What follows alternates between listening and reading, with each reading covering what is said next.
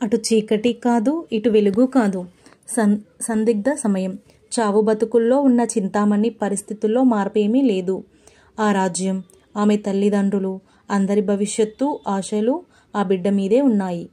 చింతామణి నోట నుంచి నురగలు రావడం ముందుగా తల్లి కంటనే పడింది.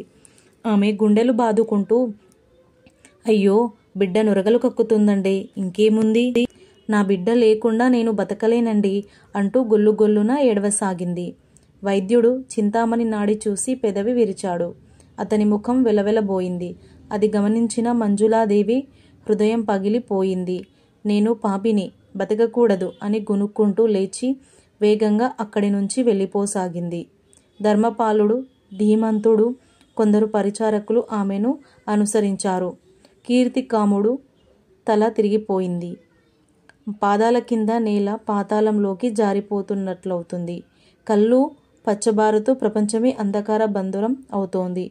కుమార్తెను ఒడిలో పెట్టుకొని స్త్రీ కంటే హీనంగా వలవలా ఏడవసాగాడు. ఆ మహారాజుని ఎవరు ఓదార్చగలరు? ఆనందుడు 20 ఏళ్ల ప్రాజ్ఞుడే. అతను కూడా గుడ్ల నీరు కుక్కుకోవడం తప్ప మరేమీ చేయలేకపోతున్నాడు. ఎవరికి వారే దుఃఖసాగరంలో మునిగిపోయారు. కోటలో ఎటు చూసినా ఆహాహాకారాలు, శోకాలు. చూపులకి చందమామ, రాజ్యానికి కాంతి, వంశానికి రాజహంస, మగధరాజ్యానికి మణిపూస. అలాంటి చింతామణి మట్టిపాలు కాబోతుంటే ఎవరు సహించగలరు? ఆ గదిలోకి ఒక భటుడు ప్రవేశించాడు. అతను కాషాయ వస్త్రాలు ధరించిన ఒక బైరాగిని వెంటబెట్టుకొని వచ్చి రాజు ముందు నిలబెట్టి తాను రాజుకి నమస్కరించాడు.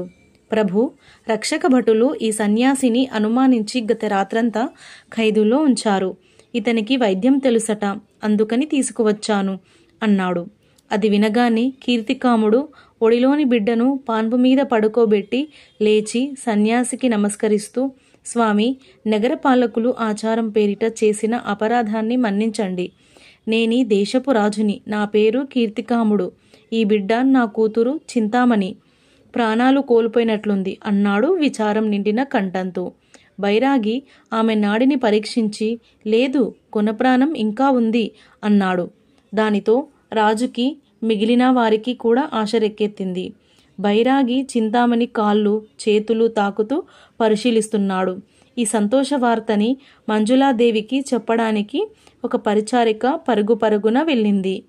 కోట బావి దగ్గర మంజులాదేవి ఆత్మహత్య చేసుకునే యత్నంలో ఉంది.